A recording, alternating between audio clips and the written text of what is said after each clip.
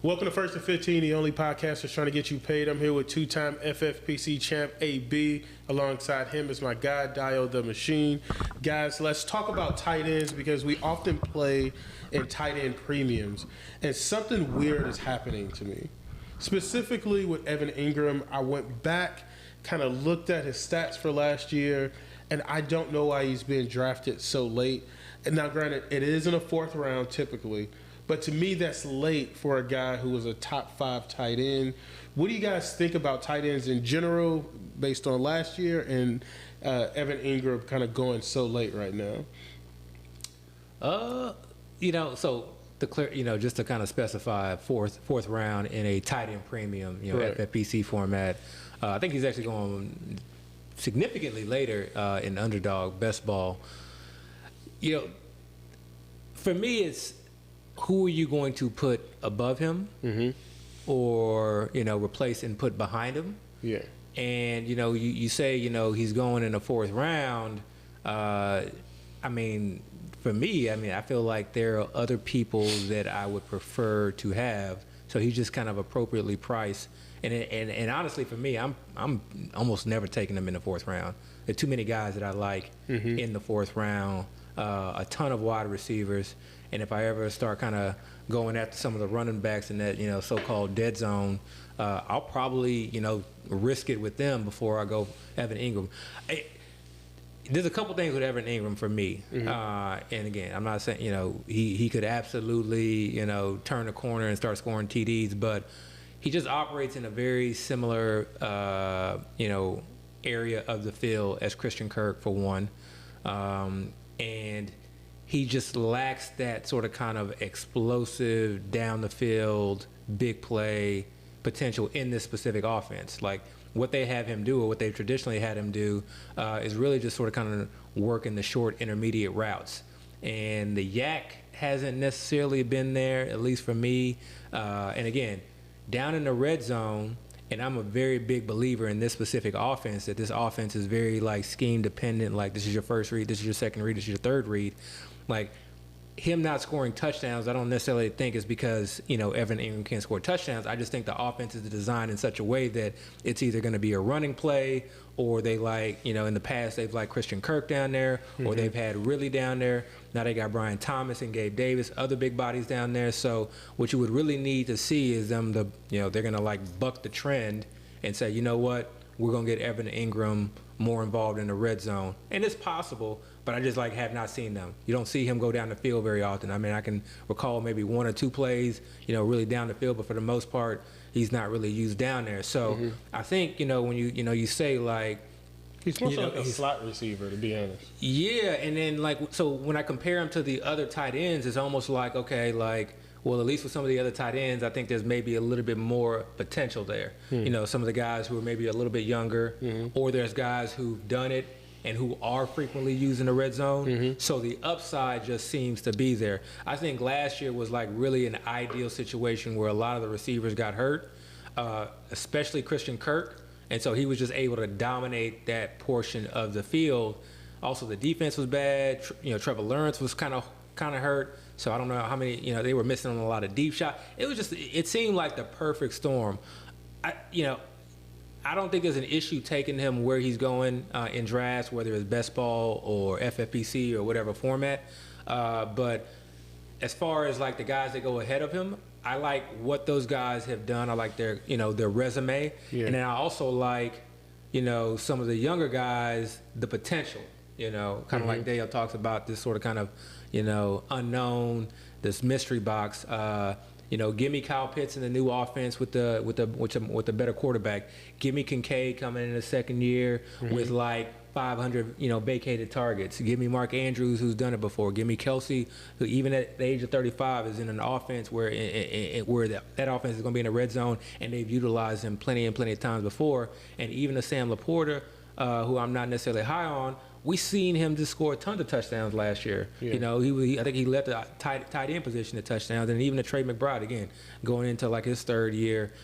We saw he was just eating up receptions as well, and he could potentially take that next step. So for me, it's just okay. I would prefer to take those other guys ahead of him. you can make a case for him to, like, you know, maybe go ahead of Kincaid and some of these other guys. But I'm just going to, like, you know, risk it with the unknown, risk it with the upside versus Ingram. That's just my take on it, though. All right. All right. I think he's going. I think he's going in a pretty good place, actually. I'd actually probably prefer him to go maybe a round later. You say he's a 4th rounder. I think he should go 5th round. But 4th to 5th. But I kind of look at the whole thing kind of differently because I really think all these tight ends are just going too early. I would have him 1, 2, 3, 4. I would have him 5th in tight ends, just in a vacuum. I'll have him in front of McBride, in front of Kincaid, in front of Pitts. But I'd have Kittle in front of him. I guess my order would be Laporta, Kels, Andrews, Kittle, and then Ingram. So Kittle is going real late to you. Yeah, then. for me, I think Kittle is the one that's going too late, and to some extent, Njoku is going a little bit too late too. But you know, we're playing tight end premium league, so in tight end premium leagues, when you're looking at tight ends, you know, on a level playing field, the thing that separates them compared to a non-tight end premium is those receptions. You know, they get more points for the more receptions we get. If you look at Ingram last year, he led tight ends in receptions. Like, that's where most of his value came. Like Abby was mentioning, you know, Kirk was hurt, so he was probably utilizing the part of the field that Kirk is utilizing. But at the same time, Ridley's now gone. Yeah. Zay Jones now gone. That whole offense was just not clicking the way it should have been clicking last year. I know they had a lot of offensive line issues. And they just weren't scoring a lot in general. Like, I don't remember thinking really has a lot of touchdowns or Kirk has a lot of touchdowns. They or even, missed a lot of touchdowns. I think ETN was the one doing okay. But even him, I felt like wasn't just going crazy. So I think that whole offense, if it could improve, and you know, you have that coach there that historically has been an offensive coach, knows how to score points. I think it might benefit Ingram. And like I said, Kirk wasn't there, but now Ridley's not there. Right. You know, they got the rookie now, Brian Thomas, but then they lost Zay as well. You know, and then hopefully just Trevor Lawrence in his, I guess, contract year, or he's trying to get that next big contract. Hopefully he just has a better season. So all those factors right there, I think, can help Ingram even have a better year than he had last year. Not to mention he didn't score many touchdowns. I think he only scored 3. So if you kind of take positive regression into account, hopefully he can double that, you know, if not more. But then looking at the alternatives, you know, you look at Trey McBride. He had a great season last year, but at the same time, they brought in Marvin Harrison, who was going to be the number 1. Like, he's going to be the number 1 guy. He's going to be the star in that offense. Michael Wilson, he's going to go into his 2nd year. Hopefully he improves. You know, he didn't start off the season immediately, but as the season progressed, he kind of improved. They actually did add Zay Jones, the guy we were just talking about. So they have more weapons. I don't know that you could say they have more weapons, though. Well, they didn't have these weapons last year. But I mean, their weapons versus, like, if you're comparing Ingram versus McBride situation, they have more. I'm saying they have more weapons compared to what they had last year. Yeah, but you could also say that, like, but I don't necessarily know that, like, Ingram is in a better spot than McBride. No, I'm just speaking specifically about McBride. More weapons. McBride, the Cardinals have more weapons compared to last year, and the production McBride had last year. I think it's dangerous to assume he's going to have that same type of production. Of course, it's possible. You know, he is only going to go into his 3rd year, and Kyler is now having a fully healthy offseason. But again, I think if Kyler, like last year, I feel like the first read was McBride. Like watching those games, I feel like McBride was just getting all these targets. This year, I think the first read is going to be Harrison. Dortch is going to get in there some. You know, we all know Kyler likes Dortch, and again, Zay is there, and Michael Wilson. So I think that's something to take into account. You know, I spoke last week about Kincaid. I really don't understand the hype on Kincaid. Yeah, there's vacated targets, and yeah, he had some, you know, some spurts last year where he looked good. But that stretch where he looked good, Knox was not there. You know, and Knox is back. They added all these new weapons. They added Curtis Samuel, who plays in the same area as a tight end. They added Claypool, who we don't know what he's going to be, but everybody's talked about in the past he should probably switch to tight end. Keon Coleman is a big guy, a big body receiver within the red zone. You can see them probably utilizing him a lot as well. And I just feel like with Kincaid, like we haven't seen him do where he's being valued right now. I think his value is a hope and wish value right now, and I don't like that. So that's why I would have Ingram above him. And then Pitts, I mean, come on, man. it's been what's his 4th year. Yeah. He's just never done it. But you have to take into account the offensive coordinator. You have and the quarterback play. You know, I don't really care about that. So with Pitts, it's just like he's a top 5 pick.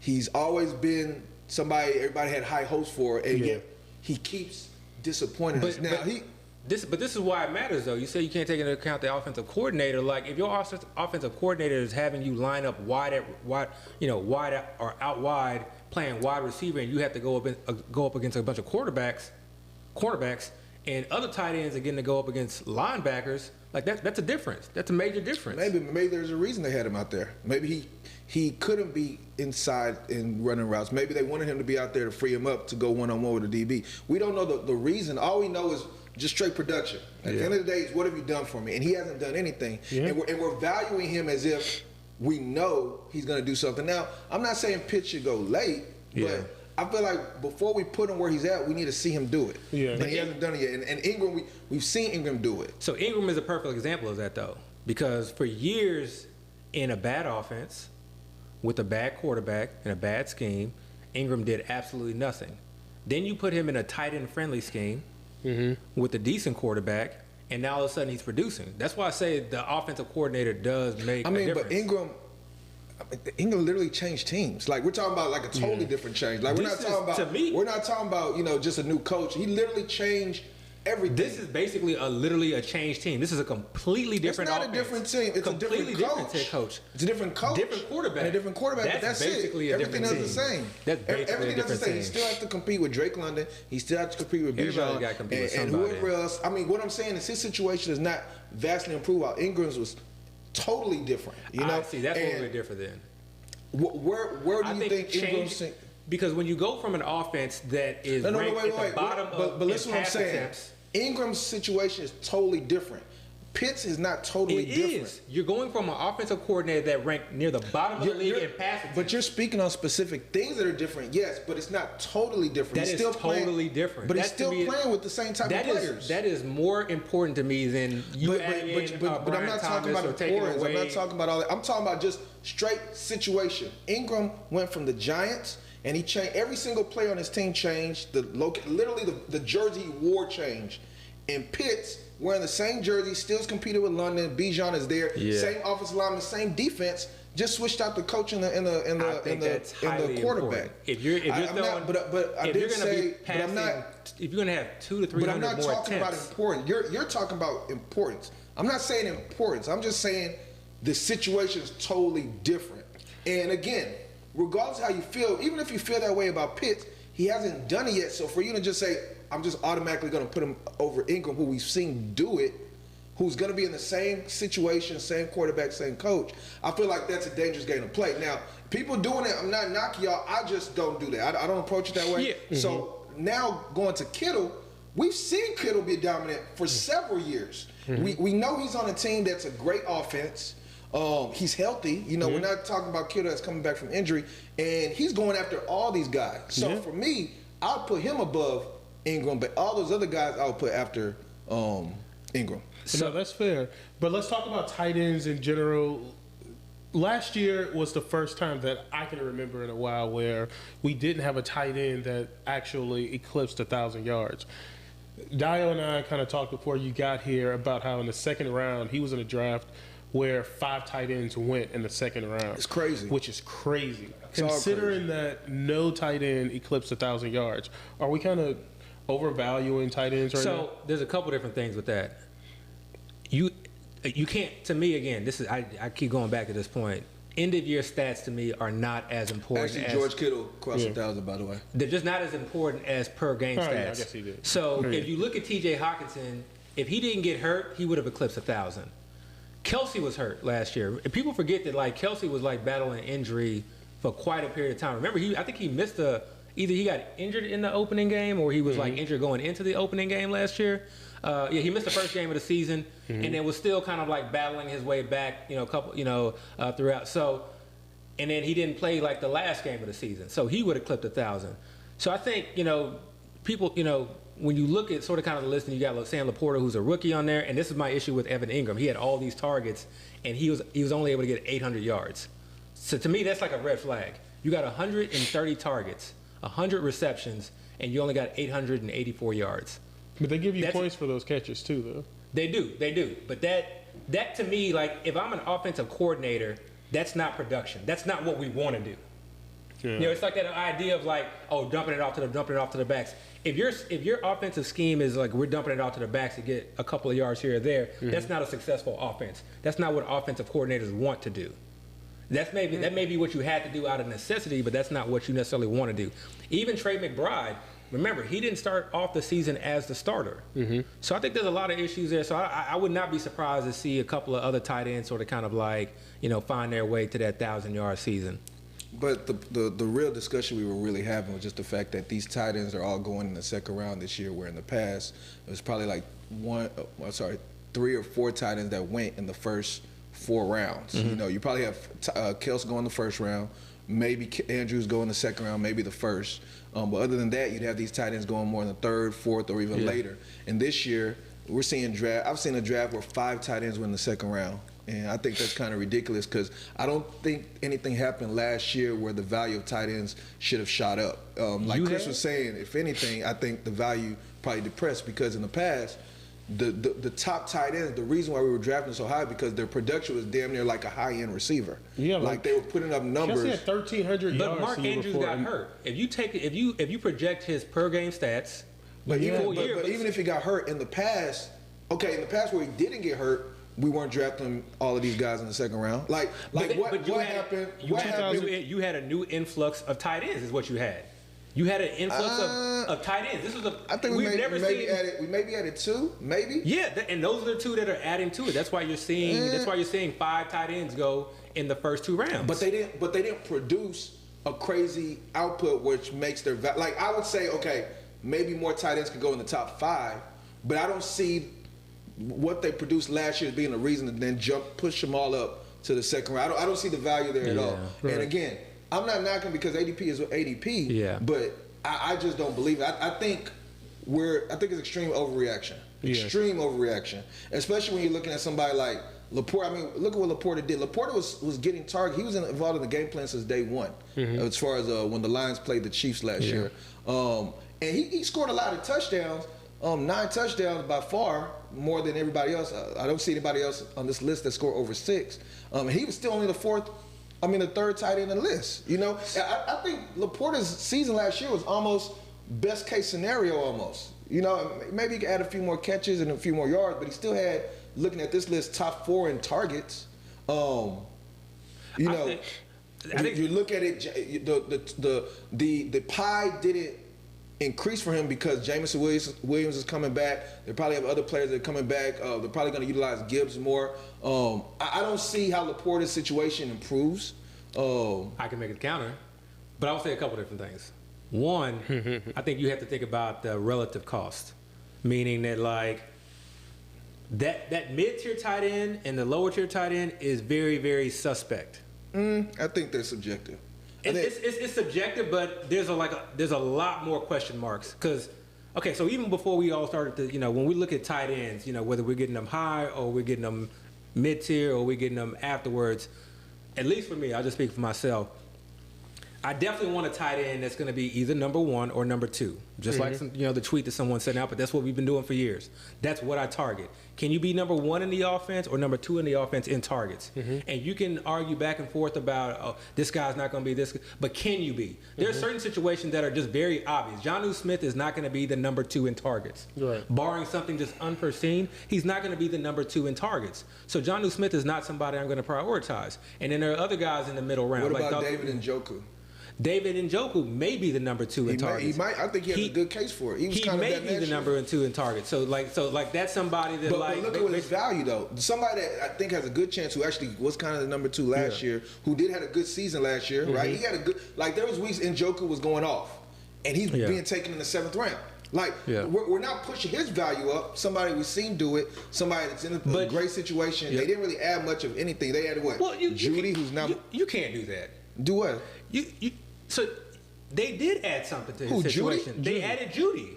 They added Judy. Who's respecting Judy? But you can't make the argument against McBride and say they added Zay Jones and they got No, Kevin I said Dortch they and all added this Marvin and that. Harrison, who's like a number. I don't But you respect al- Judy's game. but I you don't think al- Judy's good. Judy's never done anything in the I know, league. but you also brought up Zay Jones and you brought up Dortch in the conversation. Judy is probably not done even what those three players have done. Okay. I also think that he's responding to the tweet that said that Trey McBride had all these receptions and all these yards when they didn't have a true number one, and now they have a true number one in Marvin Harrison. But I don't. So- sometimes But addition regardless, does not mean subtraction. but regardless, That's fair. But regardless, what I am saying is, if you compare the two, Njoku's going late or mid round, Yeah. 7th round, and McBride is going 2nd round.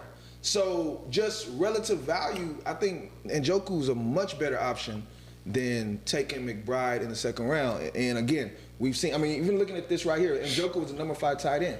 Mm-hmm.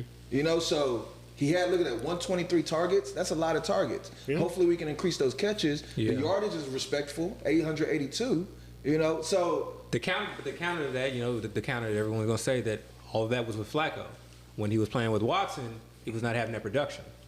but even when he was playing with Flacco, I don't think it was day one, and it might have been. I think it kind of eventually became a point where Njoku was getting a lot of burn. I think it's more so just the offense. Like the offense was targeted in Njoku, and Watson. Unless Watson's just not gonna throw the ball this year, like I think that's a passing offense, and Njoku is still gonna be up there. And again, they added Judy. I don't know. Obviously it sounds like you kind of have a little bit of respect for Judy. I don't think Judy's much of anything. I'm just saying. Like I'm not. We can't like just dis or knock Judy and then mention I'm gonna players knock like Judy Zay pretty Jones much. and Zay Dortch. Jones is not even. I mean, Judy has not even done as good as Zay Jones. Jones got cut.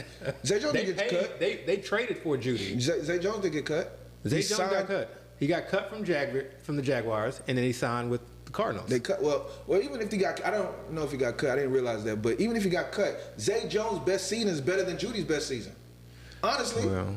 I mean, Judy's not done anything. Who has Judy played with? The Broncos. I know. What quarterback has he played with? The Broncos. What quarterback and what offenses? I mean, the Broncos have just been terrible. I'm not a Judy fan. I Cortland almost Sutton is never- producing that I almost offense. never draft or play. I'm not a Judy fan. But Judy's been hurt a lot, so you got to take that into account. What I'm saying is that I'm just not gonna I'm not gonna Zay was say hurt, too. I mean, Steve Smith literally told all of us on TV. I'm not gonna say Zay is up here. Steve and Judy's Smith down literally here. told all of us on TV, Judy is a horrible receiver. He had an He's no accident good. around Like there's nothing I've seen from Judy that makes me feel like he's gonna give you anything. So we can hope and wish all we want, but I'm just looking at production in the past, and I have never seen Judy do anything that's worth anything. So I'm not looking at that addition and be like, oh, that's gonna hinder Njoku. No, I got you. And if anything, Judy might just replace Elijah Moore in that offense. Oh, yeah, I forgot. One and one. I think they both play.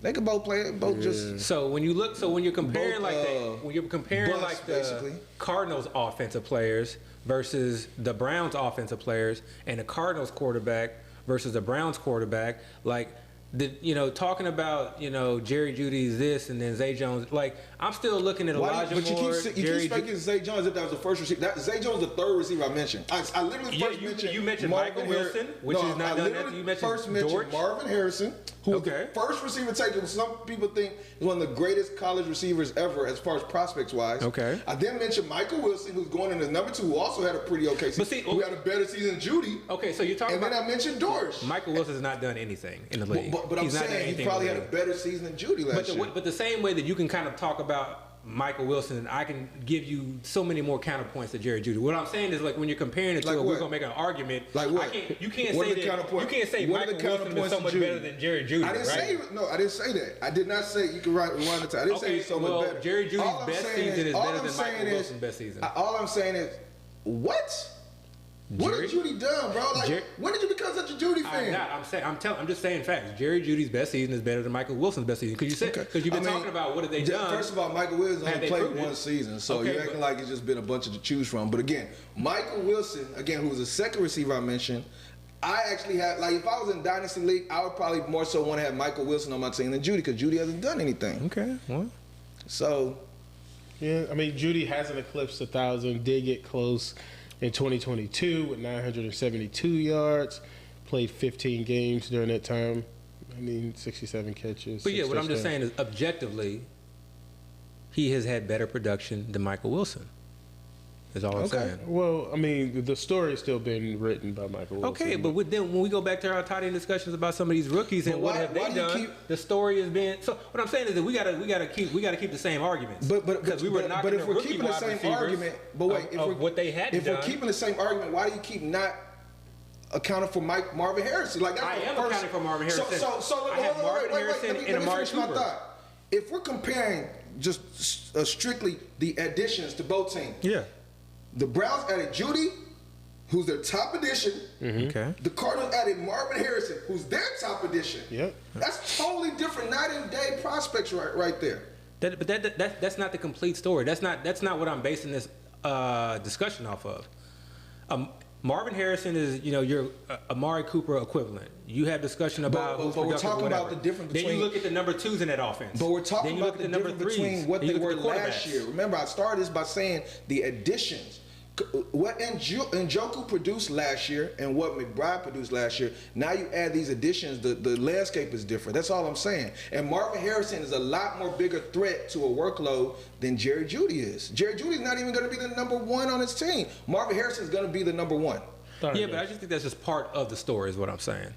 All right, so each week we've been going through Fantasy Mojo ADPs, and we've been sort of giving our opinions, and now we're on round 3, and so I kind of want to talk about that a little bit because, again, we've been talking about tight ends. That's typically where Kyle Pitts is going, Mark Andrews is going.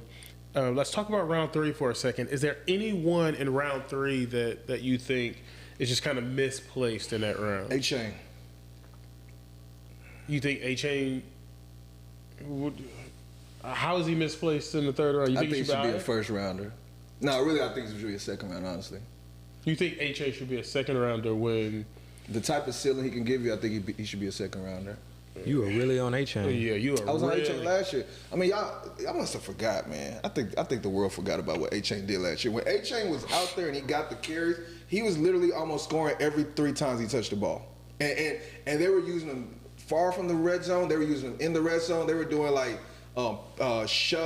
shovel passes to him right there within the 10 yards. Like, he was doing well, and he was somebody that defenses had a hard time game planning for. They couldn't stay with his speed. They couldn't stay with his misdirection. And he's 1 year after his rookie year. Like, you would think he would get better. The only concern with A-Chain, honestly, for me is injury risk, just because of size, and he got hurt last year. And maybe losing some of the goal line work to the rookie, right? But other than that, I don't see any change in where A-Chain was. And A-Chain, remember, he didn't start off the season going crazy. Like, he didn't really start to settle into maybe week 3 or week 4. And then he had this like 4 or 5 game stretch of just going crazy. Then he got hurt. What about Mostert? Yeah, Mostert was there last year. Yeah, that's right. He produced last. Mostert was there last year. Mostert broke the record for touchdowns, and A-Chain still produced what he produced. Yeah, but I mean, can they do that for a second season? I don't think that's. I mean, if that's what you're gonna say, you can say that about every player. Can any player do that for the second season? No, Otherwise, but you can say everybody will be regressing. No, but like, can we really expect? So you think that Mostert is going to take a dip? Then? Well, I mean, I mean, even if Mostert does the same thing he did last year, like I said, Mostert did what he did last year, a great season, and A-Chain still did great. So there's no way A-Chain does not regress. He's No not. way. There's no way he can do what he did last year. all right, that's what y'all There's think. no If way. that's what y'all think, man, I give him like a 0.5% chance of repeating what he did last year. How do you improve on an historically just like ridiculous efficient year? Yeah. some tough. players are that good. Like there's some players that literally have that Yeah. skill set to them, like Chris Johnson. Yeah. Chris Johnson had that skill set every year. Chris Johnson was going crazy. We literally But renamed him CJ2K. CJ and we're was a talking beast, about a though. small. And if y'all remember Chris Johnson when he first came in the league, he was a small guy. He was behind. But he used to truck people. But now when he first got into the league, Yeah. league, he was the change of pace. I think he was behind maybe Lindell White or something like that, but he was behind Yeah, another it was like a running back. 1-2 punch. And then he eventually took over, Yeah. and he started to go crazy. But he didn't go crazy immediately. Yeah. And again, once they actually said, okay, we're going to commit to use you all the time, he stayed efficient. Like the efficiency Yeah. didn't reduce Yeah. until I guess the end of his career when he eventually started to fade a little bit. I don't think A-Chain is that far from CJ2K, honestly. I mean, I like A-Chain where he goes in the third round. I think that's like appropriately priced. I think anytime you have like a running back by committee, that's not necessarily somebody I just want to like love and jump and grab that early in the second. But I mean, I'm not gonna knock you if you like. See, look at this. He had 7.8 yards per carry last year, almost 1,000 yards in 11 games played. 8 touchdowns. Yeah, but still only played 11 games. I mean, injury. I spoke on that. So injury is going to be the risk. It is what it is. Every player has injury risk, right? And the risk is also that like he's got to beat like 99.9% of the data as far as like improving on 7.8 yards per carry. Like CJ2K did not have an average of 7.8. I'm the look at like eyes guy. So I'm watching this guy play, and the way he played. Is he better than CJ2K? CJ2K did not average 7.8 yards per carry. How can I compare somebody that had like several years banked compared to one player that had 11 games? Like, I got to see it first. Now, if you would say his rookie year, comparing A-Chain to CJ2K's rookie year, A-Chain had a better rookie year than CJ2K, yes. Easily. Well, what I'm saying is he averaged 7.8 yards per carry last year. But why do y'all act, just because somebody's unique doesn't mean it's an anomaly or they can't reproduce it. Like, sometimes people are just special.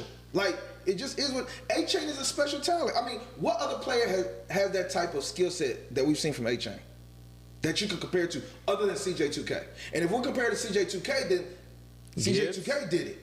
Gibbs is nice too. I mean, there's a lot of fast backs out there. People forget how fast C-Mac was. There's a lot of fast. I'm not talking about just speed. You're focusing on speed. I'm talking about and don't get it twisted. A-Chain has Olympic speed. We're not talking about just a fast guy. A-Chain was literally like qualified for the Olympics. But Mostert was clocked as the fastest player on the Miami Dolphins last year. Okay, but Mostert doesn't have Olympic speed. Are you now? But he was clocked as the fastest player. What I'm not saying. This is. I mean, you said no. I'm not saying he ran the fastest on the field. What I'm saying is he has this unique skill set where he like. He goes at a different pace than everybody else. Now, regardless of whatever the chips and the shoulder price say, I mean, if you look at those speed records, you'll see that there are a lot of weird, crazy people that are ranked high in their speed. I'm not talking about literally just straight line who ran the fast. I'm talking about somebody that's so unique where like nobody can stay with this guy. And again, we saw it. Like, I'm not even talking like hypothetically. We literally saw him do it last year. The only argument y'all are having right now is two things. Y'all are afraid he can get hurt, and y'all are afraid he can't reproduce what he did. I'm not even worried about. I'm not even. But y'all afraid. If I told you he did exactly what he did last year, if I told you he do exactly what he did last year, but don't get hurt, where would y'all draft him? I would bet anything. Answer my question. If I told you he didn't get hurt and he does the exact same thing he did last year, where would y'all draft him? 8 yards. Third, fourth round. If he didn't get hurt, like play 16 games or. What is it, 17 if you say he does exactly what he did last year, he missed some games, he played behind No, I'm talking about if he didn't get red zone. Man, come on now. If he doesn't get hurt, Mostert broke the all-time record in touchdowns. So that means one, let me finish. That means one, his head coach was like, you are good at the goal line. Mm-hmm. We're still trying to win games, right? Yeah. You're good at the goal line. We trust you at the goal line. Mm-hmm. So his head coach had his backing. Mm-hmm. He broke the all-time record in scoring touchdowns. Yep. So why all of a sudden would his head coach say, you know what? Let me give it to the smaller guy, right, who's gotten beat up and injured, and then just let this guy that broke the all-time record. But you're literally not answering my question. That's a simple question. I told you third, fourth round. If he does the same exact thing he did last year, didn't get hurt, so played all 17 games, same production, so 7.8 yards a carry, same pace. Chris, where are you taking? Because obviously Abby don't want to answer the question. No, honestly, if he continues to do that and he does not get hurt, then he's a second round running back. He damn near might be a first round pick. I don't know if I can take him in the first round. What other running back? Because you're saying it as if I know that he won't. No, of course you don't. Not even that. Just saying it as if you know he's going to get 7.8 yards per carry. Of course you don't know. Yeah. Of course you don't know. But yeah, I'm taking him right there with JT what I'm saying is compare ceilings. Yeah. Compare ceilings, okay? Yeah. Like, these other running backs that were taken high, like, they're not doing what he did. Yeah. In a fully healthy team. They weren't doing what he was doing. I mean, and then you're talking about... Derrick Henry? Derrick Henry does not do what he did. Derrick Henry's not getting 7.8 yards of carry last year. Derrick Henry probably has more upside than A-Chain. Okay. Because you're looking at it like this. Again, projection, whatever. Significantly better O-line. What if Derrick Henry just here we go scores with that 18? again. What if right. Derrick Henry... Okay, Derrick Henry is going from the... You're talking about changing position. He's a completely different team. Tennessee Titans, metrics-wise, eye test-wise, had one of the worst O-lines in the league last year. Whereas Baltimore has a significantly better Look, O-line. I'm not debating the Ravens. We're not going through that. But what I'm saying is that, like, rabbit hole if we're with it. talking upside, Derrick Henry could score 18, 20 touchdowns. Like, he could have this, like, crazy year where he just scores touchdowns. Okay. And he clocked very fast speeds and breakaways last year as well. Okay. Like I said, so he could put up 1,500 yards and 20 touchdowns. The initial question was, that's upside. who in the third round would I take differently? And I would take A-Chain because, again, he's the unique player. He's the one that can take your team to another level. These other guys, they're just players that you fill in roster spots. But A-Chain has the skill set where he can actually break a week for you. And those are the type of players I like. I like the player where that one player can literally carry my whole team over. 2,000 yards, bro. 2,000 yards, 17 touchdowns. And what's his highest yard per carry? 5.4. Come on, man. That's high, man. Bro, A-Chain is 7.8. There Yes, is no but he also running had back in NFL history that averages 7.8 yards per carry. I literally said if A-Chain did the exact same thing but played a full season, which means he's doing 7.8 in 17 games. And he had 8 touchdowns in those 11 games. So take it like this. Give him 4 more touchdowns. 12 touchdowns, 7.8. See, the reason y'all can't accept what I'm saying is because y'all just don't think it's possible for him to reproduce it. But I'm saying if he does reproduce it. All right, so you think that A-Chain is the best running back of all time? I've always said that. Of all time. I've always, not of all time. He has to be. He has to be. 7.8. All 16 time for me games? is That would be the best. I'm an Eric Dickerson guy, Barry Sanders, and we're talking all time. 7.8 yards per carry for a whole season, not missing one game. Yeah, that's all time. That's the best rushing season of all time. In a vacuum, I've asked y'all this question. Y'all refuse to answer. If he does do that, if y'all knew, if we come back this time at the end of the year, 7.8 for a full season. I would draft him in the first round. There you go. You happy? That's all I'm saying. That's all I'm saying. But there's no way he's gonna. See, but that's the problem. Your mind is your mind will not allow you to accept that it's possible. But the problem is, number one, it is possible because he kind of was doing it last year. The only difference is he didn't. It's not possible for A-Chain to play 16 games when he got hurt, sharing the backfield. But now he's gonna play 16 games and average 7. That's not possible. Okay. Not in this league. I'm not gonna say it's not possible. I'm just saying I gave you a percentage. I gave you 0. I didn't say it wasn't possible. I said it's possible, but I just said 0.5%. So you want to bet on it? You want to bet on it? What am I betting on? Betting on possibilities? Come on, now. No. Bet on him like 7.8. hitting 7.8. Even if he misses games. I mean, I'm not a fortune teller. None of us are. I'm not a psychic. I'm not saying that. What I'm saying is, out of all the players in the first 3 rounds, none of those guys I feel like has the type of upset. Maybe C-Mac. But C-Mac is number 1, right?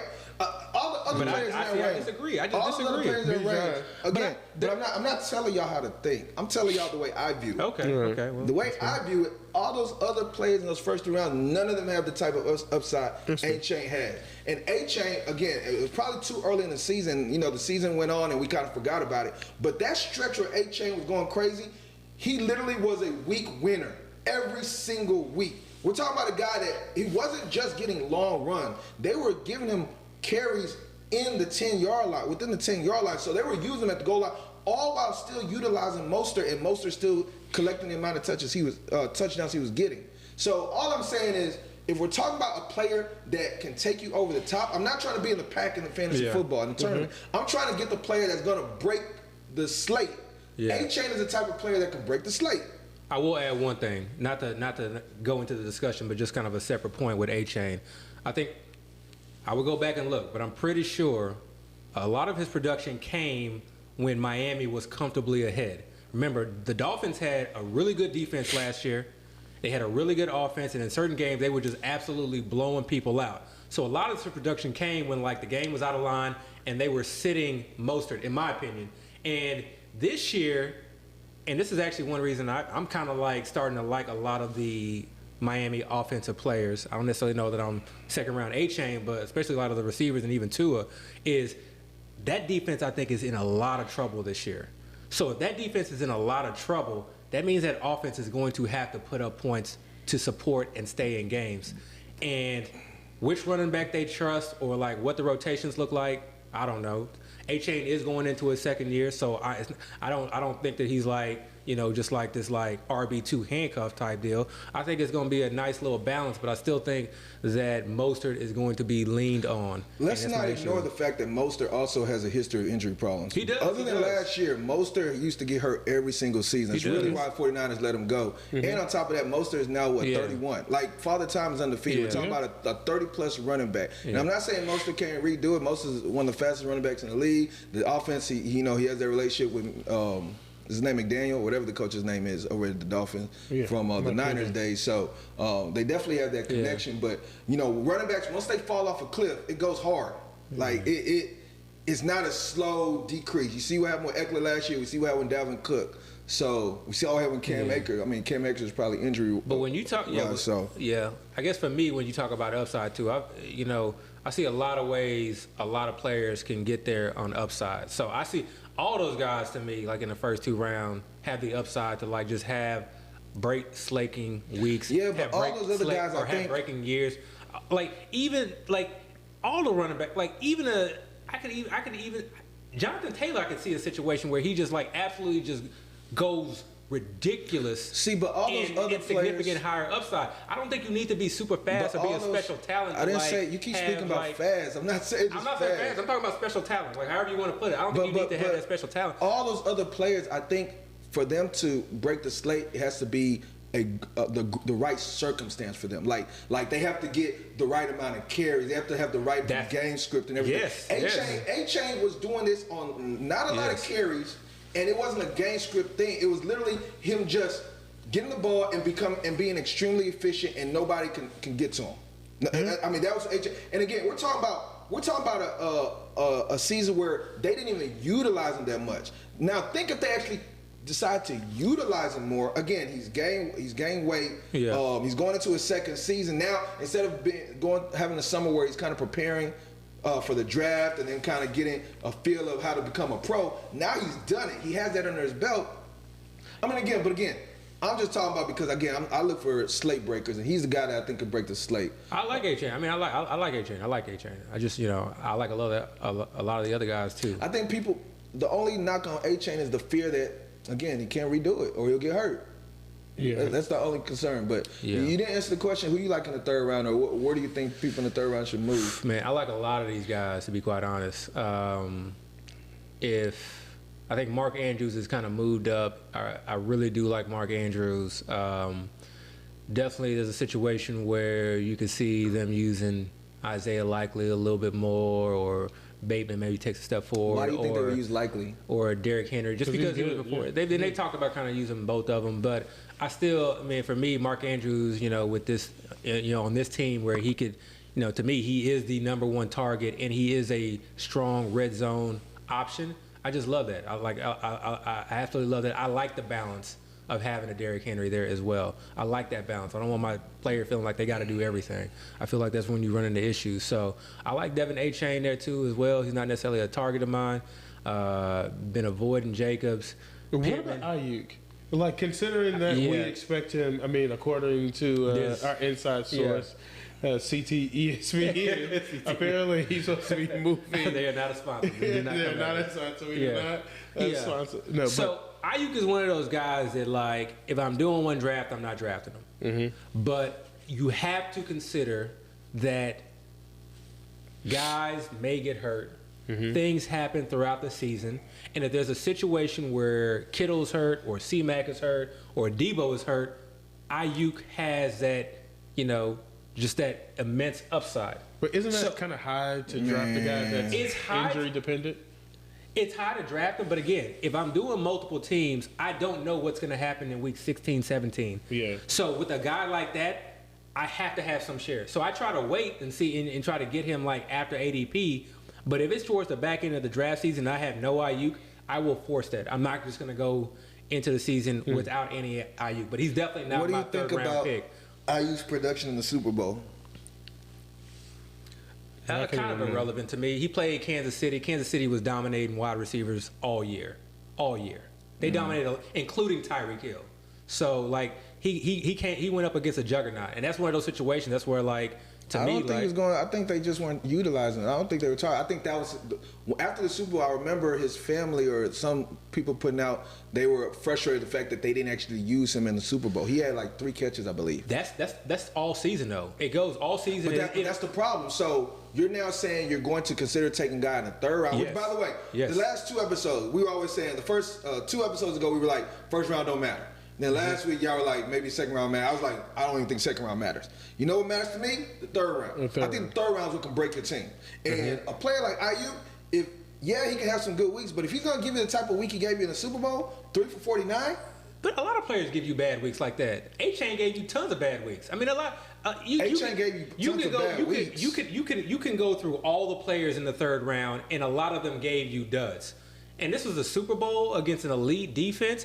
This is the thing with the San Francisco 49ers. Kittle, Ayuk, and Debo are going to fluctuate. So you're okay with a player in the 3rd round give you a dud?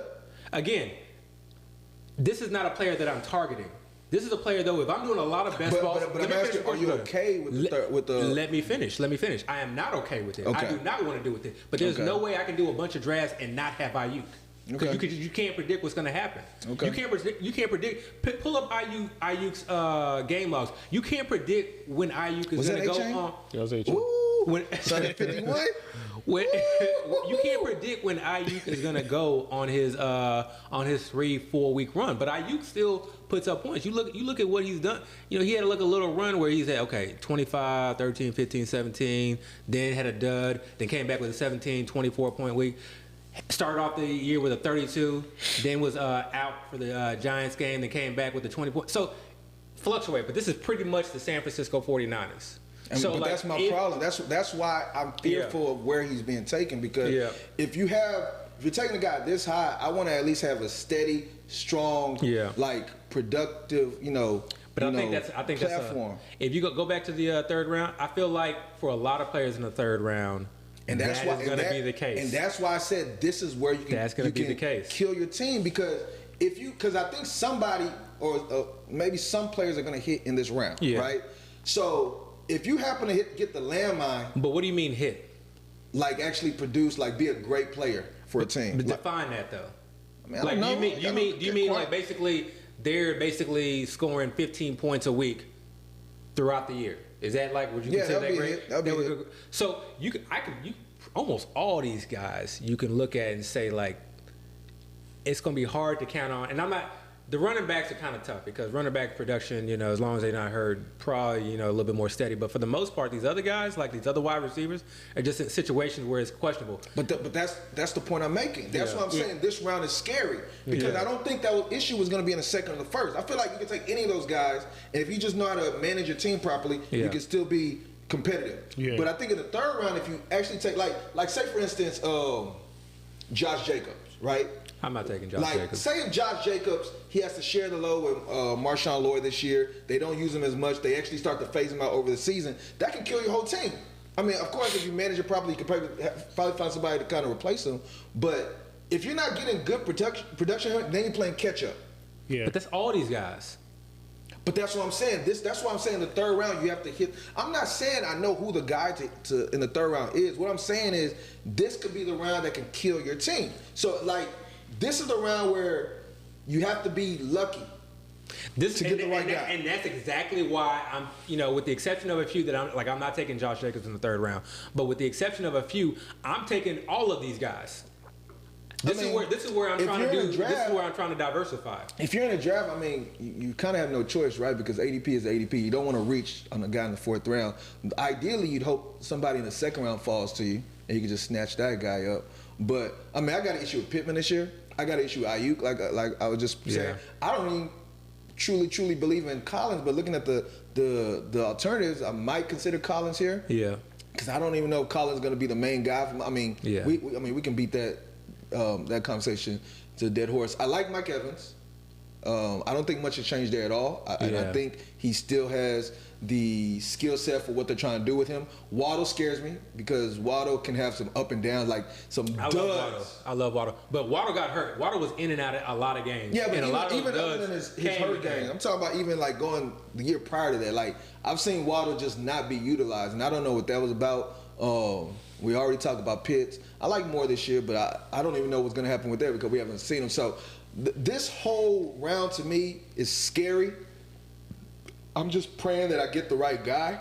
I think, and again, similar kind of to, I mean, really just piggybacking off of the round 2 discussion, I really think this is just a big tier. I think this round 3 for me, when I tear it up, extends far into round 4. If you told me that, so if you told me round 3 and round 4 could be blended, I'll be a lot more comfortable. I don't like, I did the hard way draft. I took Debo at 301.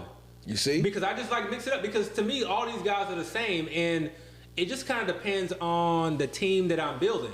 So, like, when I'm looking at all these wide receivers here, like, to me, like, okay, Debo can win in a lot of different ways. And when you look at the games where he stayed healthy, he was producing quite a bit. He has the out if C-Mac gets hurt. He has the out if IU gets hurt. And even if they don't get hurt, he still can kind of, help you out, from a rushing and receiving standpoint.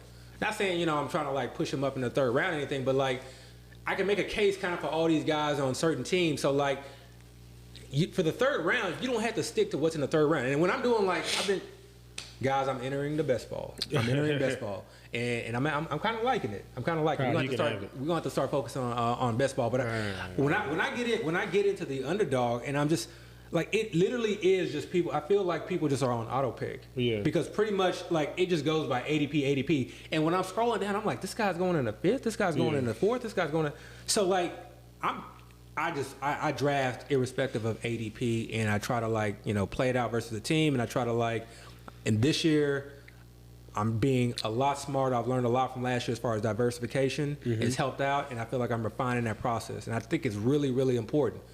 Just like Dale says, like, it's really hard to, like, conceptualize and try to project or try to, like, predict what's going to happen in the future. So if I see a scenario where a guy can, like, really explode, like, it is a very long season and a lot of things happen. I don't want to be stuck without those guys because of what I was basing my decisions off of in June. We're in June right now. We're talking about X, Y, and Z situations in June. Right. In October, in December, these are not the same situations. Yeah. You are not, if you draft every single year, do a draft in June and then just do a random draft, like, in your mind in October, in November.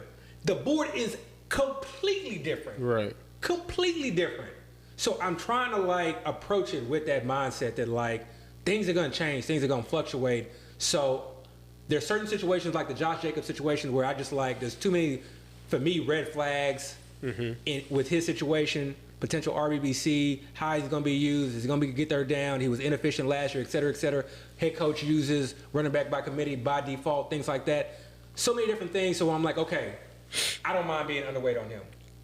I've seen drafts where he falls really late, so I'll just wait until he falls really late at the ADP. But other guys, like, if other guys just live in the third, suck it up. Yeah. You know what's crazy? Looking at this more and more, I actually like all the 4th round receivers. I was going to say that. More than third round receivers. Kind of fun. And it's crazy because, when you're in a draft, you don't like reaching, right? Because then you feel like you're behind all the other teams in other leagues, right? Ignore because that. Other teams have got the guy that you're taking later.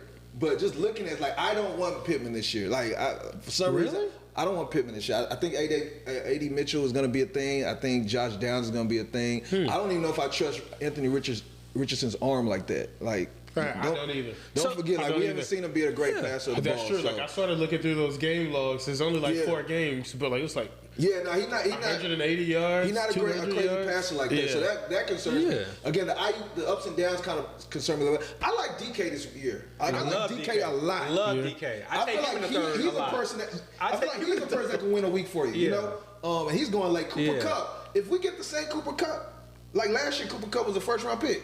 Yeah. He got hurt again. He eventually came back, and he's okay when he came back. Yeah. He's actually pretty okay. 32 though. That the age is a thing. Yeah. Age And is a thing. he looked 32. But maybe he's healthy though. Who knows? I mean, you know. But yeah, but I 100% agree. 100% And then agree. neighbors intrigues the hell out of me. That's the mystery box. Yeah. That's the guy that can like come in and just go. I mean, we've seen other highlights on Twitter, but he could be just force-fed targets all year long. And if he's really that great of a player, And I mean, let's he can not go crazy. Let's not stop there. Let's go into the 5th round because Amari Cooper. People don't like the Browns. Okay, people don't like the Browns. I like Amari. Guys, People guys, don't are we going to go through the Dude, weeks? We got these. look, we eating up right now. Let us cook. People don't like the Browns, but go back and look at Amari Cooper's game logs and splits with Deshaun Watson.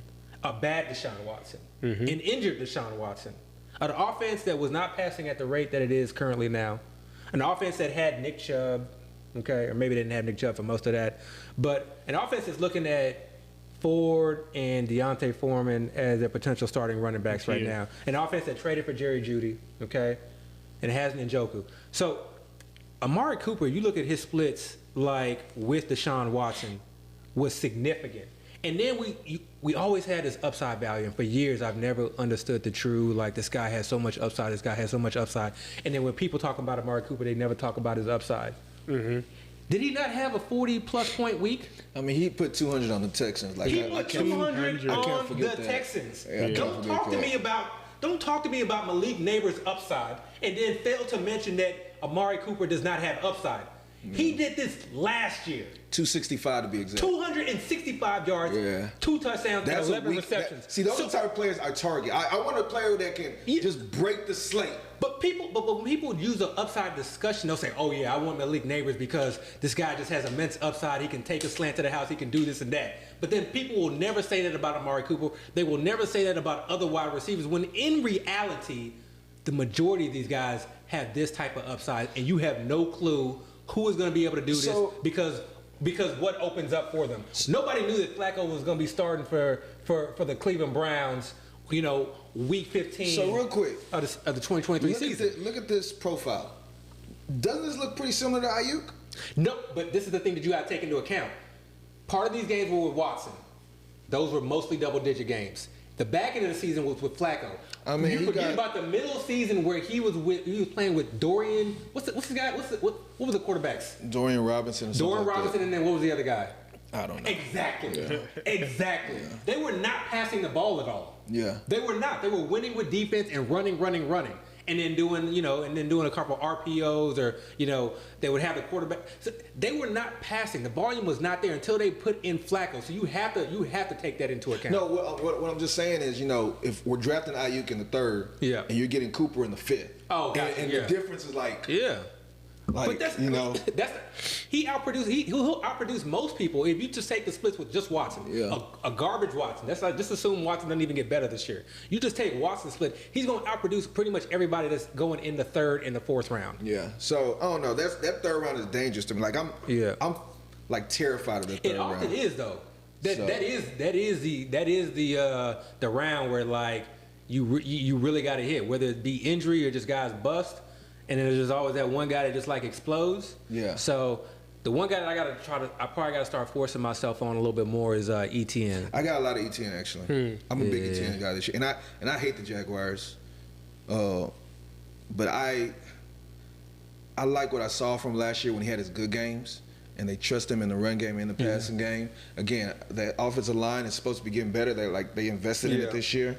And again, just hopefully the whole offense as a whole improves. 1 year removed from the ACL. You know, we had our Tank Bigsby discussion in our group chat, and y'all made me look at him a little bit closer. I didn't realize how bad he was last year. He was bad, but at the end of the day, they didn't add much of anything to that backfield. They drafted a guy in the 5th round, Keelan Robinson or something like that. But other than that, you know, they kept Dearness Johnson, but they added nobody else. Yeah. So if they're gonna look at those numbers from ETN. He kind of slowed down at the end of the year, but if he can produce something like that, I think he's definitely worth where he's being taken. Yeah. That's what has me worried, is that, like, I think they saw that he, like, slowed down at the end of the year, and they're like, okay. But again, that may not necessarily be a bad thing. Getting him, like, work, getting him, like, spell, like, that may not be a bad thing. Tank Bigsby? Yeah, that may not be a bad thing. As long as he's getting the high value touches. He got a lot of 3rd down work. He got a lot of 2-minute drill work. He got a lot of red zone work. That's where you want it, you know? He was a That's number where 2 you running want back it. last year? Yeah, I don't know if he's number 2. I mean, like in fantasy points, he finished number 2. That's what it looks like right here, right? Sort by fantasy points. He might have. Damn, I didn't know that. If that's the case, that's even better than what I thought. Damn, he did. I didn't realize that either. He just 951 yards rushing, and you played all 16, 17 games. He wasn't even like top 5 in touchdowns either. Yeah, the good thing is he gets the targets are there. The rushing TDs. That's where I'm a little bit worried because Trevor Lawrence missed out on a lot of passing TDs. We talk about kind of like look at his receiving TDs. He only scored 1. Yeah, like there's still meat on the bone for each man. Yeah, that's true. Yeah. All right, guys. I think that's it for this week. I got some dynasty players. All right, good. Shoot. So last week we were talking about Dontavian Wicks. Mm-hmm. And I was like, man, I'm trying not to bring him up on the show, but I wanted to bring him up. It was killing me inside. But since then, I feel like on Twitter, I've seen everybody taco Wicks, right? Yeah. Like he's now the darling, like the super darling. Where I think somebody put a tweet yesterday where like, "Hey guys, I got the time. I did the impossible. I got Wicks after his ADP, right? Like because it's damn near like hard to do nowadays. Yeah. So I started looking deeper in it, and I fell into another prospect on that team that actually I'm starting to like a lot. For my dynasty people, I'm not saying redraft. Bo Melton. He produced when he was in there. Bo Melton. He was the first guy on the Packers to get 100 yards receiving last year. In the playoffs, he was going off. And they were like scheming him on certain plays. Like it wasn't just he was just the open guy. They were literally calling plays specifically to put the ball in his hands. Now the situation's still the same with Wicks. There's still a lot of mouths to feed there. Mm-hmm. You still don't know what we still don't really know what Jordan Love is. And Bo Melton was drafted by the Seahawks 2 years ago, and they let him go fairly quickly after a year, and that's how the Packers picked him up. But if the Packers trust him, I did see a quote. I'm not a big Coach Speak guy. I know they got that Twitter account, Coach Speak, but I'm not a big Coach Speak guy. But they did talk him up a little bit, the coach. So if they give him the opportunity, I feel like he's the type of player where all he needs is the opportunity and he'll be able to produce, because he did last year. So that's one guy. Second guy, the tight end for the Patriots, Jaheim Bell. Mm-hmm. Super athletic player. I think he came from Florida State. Not the biggest tight end, but I'm hearing a little bit of buzz about him. Like they're actually starting to get him a little bit of work. They're saying he might be, still, everybody says stuff like that. But when I start to hear stuff like that for somebody that was a super athletic tight end, that kind of, raises my radar. Like, okay. And, that other than Hunter Henry there, they don't really have anybody there. He could easily kind of get his share. Hooper. They got Austin Hooper? Mm-hmm. I didn't even know he was still in the league. So, yeah. Yeah. So yeah, that. I think that's pretty much it. We talked about Parkinson. I'm mad about Parkinson because my dynasty leagues, I thought nobody knew about him, and I tried to pick him up last week, and everybody was picking him up, and I was like, gosh, I guess he wasn't a secret, or anything like that. So he's kind of a known now. But yeah, definitely Jaheim Bell and Bo Melton are the guys you should look at for dynasty. All right, guys. Jaheim Bell was not on my radar at all. So check him out. Yeah. All right, guys. That's it this week. Please like, rate, subscribe. We're out.